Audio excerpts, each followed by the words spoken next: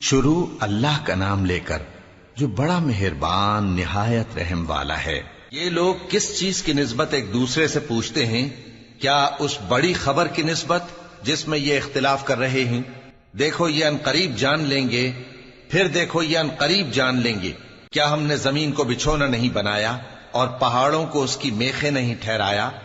اور ہم نے تم کو جوڑا جوڑا پیدا کیا اور نیند کو تمہارے لیے موجب آرام بنایا اور رات کو پردہ مقرر کیا اور دن کو معاش کا وقت قرار دیا، اور تمہارے اوپر 7 مضبوط آسمان بنائے اور آفتاب کا روشن چراغ بنایا، اور نچڑتے بادلوں سے موسلا دھار میں برسایا تاکہ ہم اس سے اناج اور نباتات پیدا کریں اور گھنے گھنے باغ۔ بے شک فیصلے کا دن مقرر ہے، جس دن سور پھونکا جائے گا تو تم لوگ فوج در فوج موجود ہوگے، اور آسمان کھولا جائے گا تو اس میں دروازے ہو جائیں گے، اور پہاڑ چلائے جائیں گے تو وہ ریت ہو کر رہ جائیں گے۔ بے شک دوزخ گھات میں ہے، یعنی سرکشوں کے لیے کہ ان کا وہی ٹھکانہ ہے، اس میں وہ صدیوں پڑے رہیں گے۔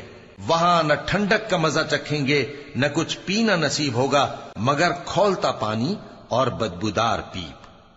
یہ بدلہ ہے ان کے اعمال کے موافق۔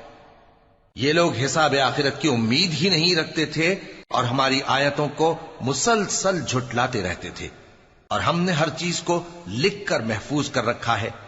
سو اب مزہ چکھو، ہم تم پر عذاب ہی بڑھاتے جائیں گے۔ بے شک پرہیزگاروں کے لیے کامیابی کا گھر ہے، یعنی باغ اور انگور اور ہم عمر بھرپور جوان عورتیں اور شراب کے چھلکتے ہوئے جام۔ وہاں وہ نہ بیہودہ بات سنیں گے نہ جھٹلانے کی باتیں۔ اے نبی صلی اللہ علیہ وآلہ وسلم، یہ تمہارے پروردگار کی طرف سے صلہ ہوگا جو حساب کے مطابق انعام ہوگا۔ وہ پروردگار کہ جو کچھ آسمانوں اور زمین میں اور جو ان دونوں کے درمیان ہے سب کا مالک ہے، بڑا مہربان ہے، کسی کو اس سے بات کرنے کا یارہ نہ ہوگا۔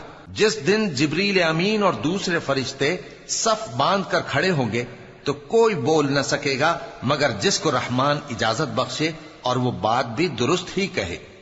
یہ دن برحق ہے، پس جو شخص چاہے اپنے پروردگار کے پاس ٹھکانہ بنا لے۔ ہم نے تم کو عذاب سے جو قریب آنے والا ہے آگاہ کر دیا ہے، جس دن ہر شخص ان اعمال کو جو اس نے آگے بھیجے ہوں گے دیکھ لے گا، اور کافر کہے گا کہ اے کاش میں مٹی ہوتا۔